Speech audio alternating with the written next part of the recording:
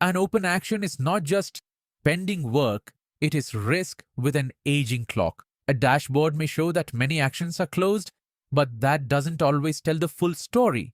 The real questions are: which high-risk actions are still open?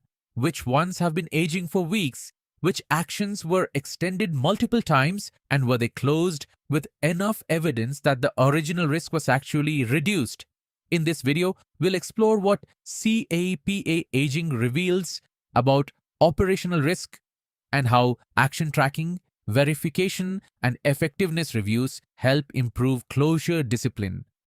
Before we talk about action aging, let's first understand four terms that are often confused. It all starts with a finding. A finding is simply an issue discovered during an inspection, audit, observation, or incident investigation. It could be something like a blocked emergency exit, a missing machine guard, an exposed electrical cable, or poor housekeeping. The next step is the corrective action.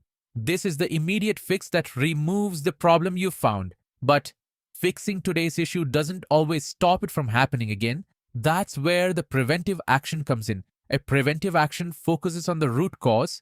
It improves the process, updates procedures, plans maintenance, or provides additional training so the same issue is less likely to return.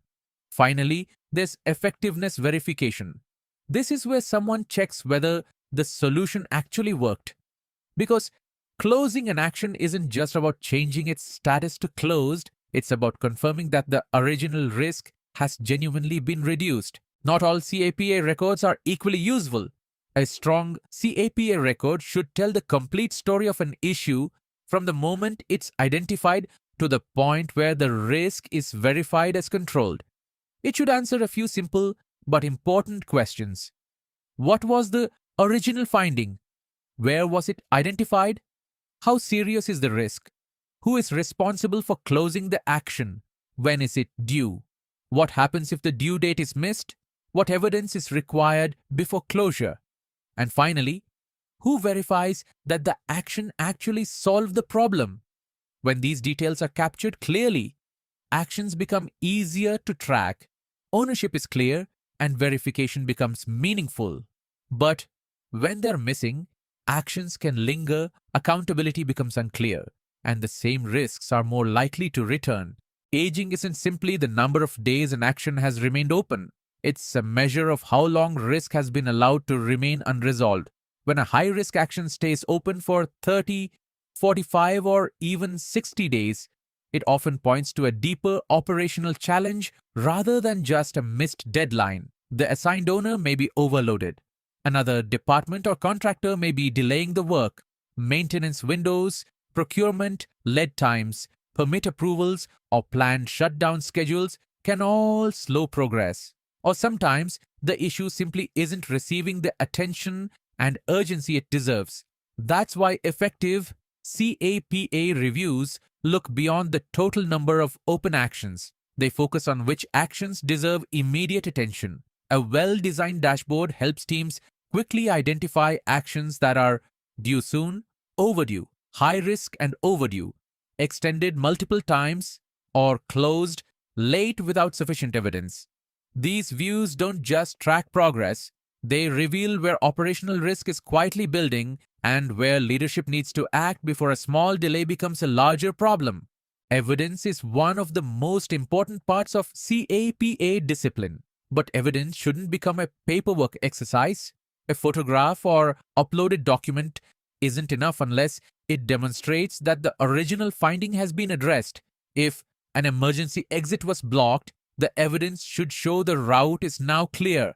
If machine guarding was missing, the guard should be visibly restored.